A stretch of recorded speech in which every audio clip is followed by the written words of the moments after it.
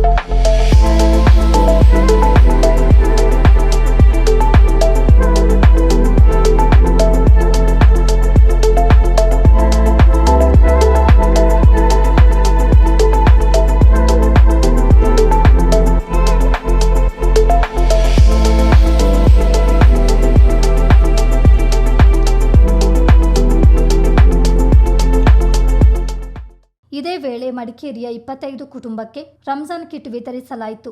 ಇಫ್ತಾರ್ ಕೂಟದಲ್ಲಿ ಎಐಕೆಎಂಸಿಸಿ ಕೇಂದ್ರ ಸಮಿತಿ ಅಧ್ಯಕ್ಷ ಕೆಎಂ ನೌಶಾದ್, ಕೆಪಿಸಿಸಿ ಸದಸ್ಯರಾದ ಯಾಕೂಬ್, ಹಂಸ ಕೊಟ್ಟಮುಡಿ, ಎಐಕೆಎಂಸಿಸಿ ಮಡಿಕೇರಿ ಸಮಿತಿ ಅಧ್ಯಕ್ಷ ಗಫೂರ್, ಕಾರ್ಯದರ್ಶಿ ಮೊಹಮ್ಮದ್, ಖಜಾಂಚಿ ಮೊಯ್ದೀನ್, ಕಾರ್ಯಕಾರಿ ಸದಸ್ಯ ಸಾಜಿದ್ ಸೇರಿದಂತೆ ಮತ್ತಿತರರು ಇದ್ದರು.